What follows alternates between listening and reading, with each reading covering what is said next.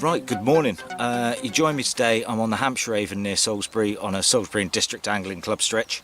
Today I'm targeting roach, dace and possibly chub. I haven't quite made my mind up yet.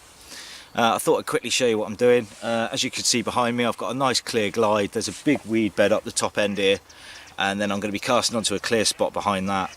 The rig, I'm going to be fishing the quiver tip just for ease because there's a bit of rain last night, and to be honest I just want to sit here and chill out for a few hours. I've got a very small feeder which is on a twisted boom of about, what's that, 8 to 10 inches long. That's 4-turn water knotted there, and then I've got the top end of the actual main line comes to a loop where my thumb is, and then I've got a hook link which is about 2.5 foot long down to a size 14 fine strong hook. That's going to be getting fished with bread punch, so I've got a few slices of bread, I've got a little bit of licky bread, and I'm just going to give this a couple of hours up here and we'll see how it goes. So that's what I'm doing, and hopefully you might learn something. If not, then I hope you enjoy the video. Speak to you in a minute.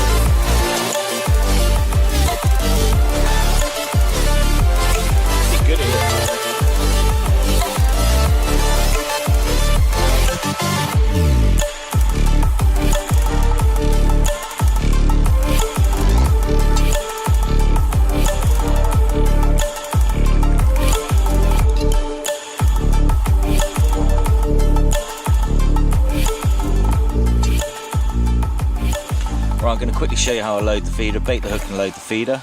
First thing I do is take hold of the hook so that it's pointing towards my thumbnail. I then insert the bread punch into the bread, give it a twist, pull it out so it's sat in the bread punch like so. I then insert the hook, pulling down so it's right up to the bend, and then hook it out onto the actual bread. There we go, like so. So you can see it's well and truly stuck on there. For the filling of the feeder, couldn't be much simpler. Grab the feeder in my hand, stick it in the bread, and then just fill it with a couple fingers full worth of bread. Thank you very much. Put it out onto the spot and see what happens. Right, as you've been able to see, I've had quite a few little roach now. I'm up for a move. Although I've only been here half an hour, I'm going to go and try and catch a chub now. Okay, here's my second spot of the morning. Perfect little ambush spot for a few chub, I think. I'm going to be chucking up into that little gully going across there behind an island. The main river flows around to my right there. Got a little...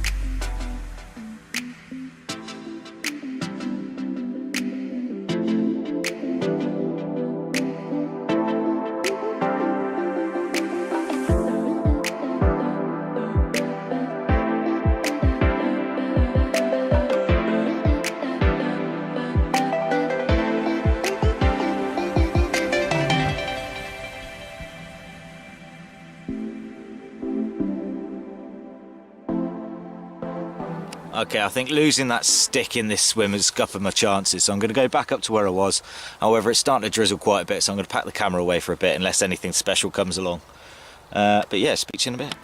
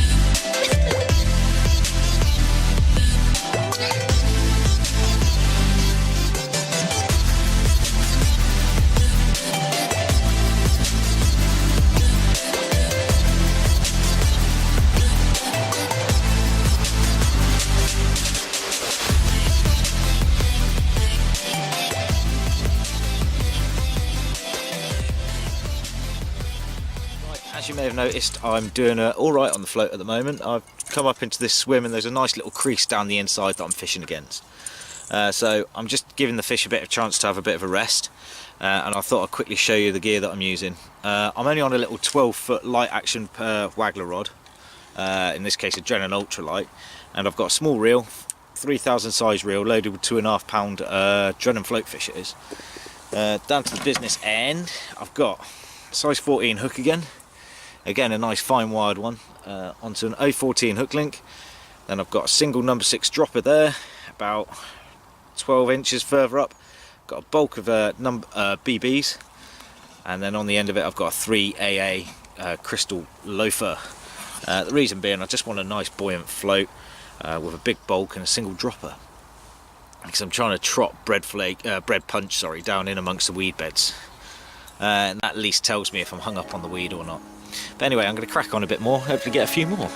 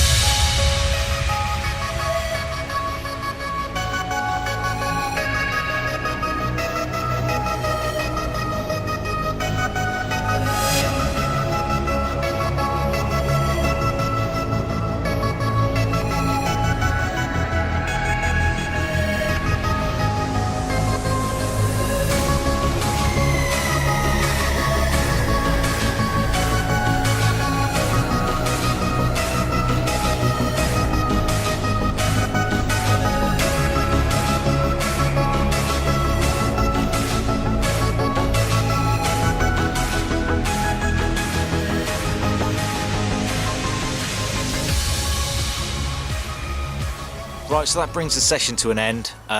Things I've learned today is that they've definitely wanted the feeder more.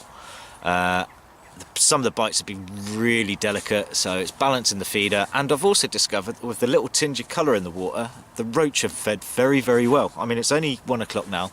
I've been catching them throughout the day. It's quite overcast, as you can see. There's a little tiny tinge in the water, and I think that's turned them on.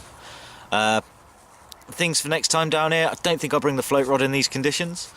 And that's it really. Really enjoyed it. If you want information on the stretch, on the club stretches down here, the club's website will be in the information in the comments down below. Okay, other than that, I'll see you next time I'm on the bank. Ciao for now.